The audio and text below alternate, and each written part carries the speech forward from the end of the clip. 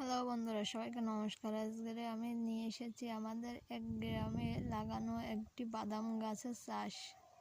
একটি বাদাম থেকেই হয় হাজারটা বাদামের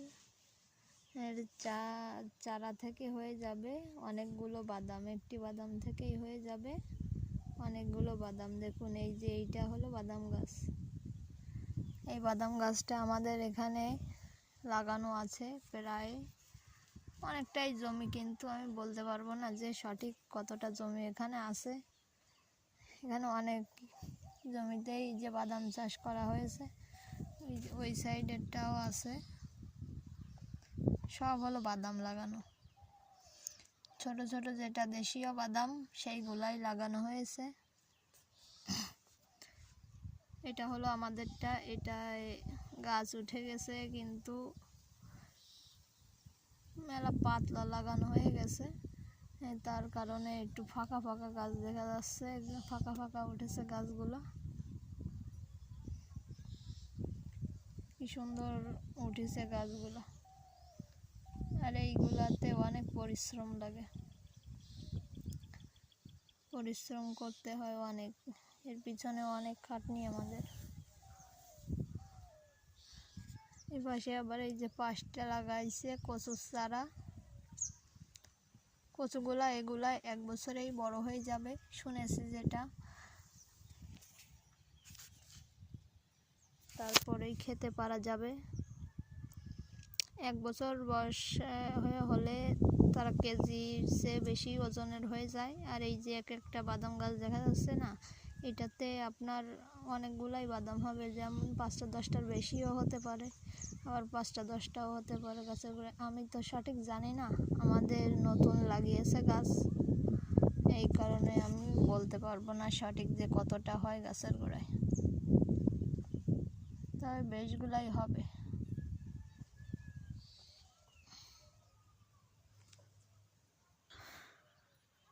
আর এখানে রোদ্দুর অনেক, রোদ্দুরের ভিতরেই কিন্তু কাজ করতে হয়, বন বাঁচতে হয়। এগুলোর পরিচর্যা না করলে কিন্তু বড় হয় না। এই সঠিকভাবে পরিচর্যা করার জন্যই কিন্তু এগুলো সঠিকভাবে বাদামের ফলনের বৃদ্ধি পায়। কি সুন্দর, এই যে দেখেন,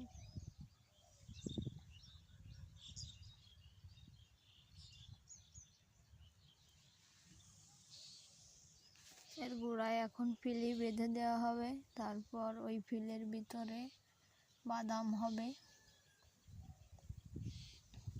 আর এটা বালির ভিতরেই সম্ভবত ভালো হয়, এই কারণে আমাদের এখানে বালি ভরা, তো এই কারণে এই জায়গা লাগানো হয়েছে। এটা পাশে একটা ফ্ল্যাট আকারে জমি আছে, সেখানেই চাষ করা হয়েছে এগুলা কৃষি কর্মকর্তারা এনাদেরকে দিয়েছে এই বীজগুলা রোপণ করার জন্য, সঠিকভাবে তারা যেন ফসল ফলাতে পারে,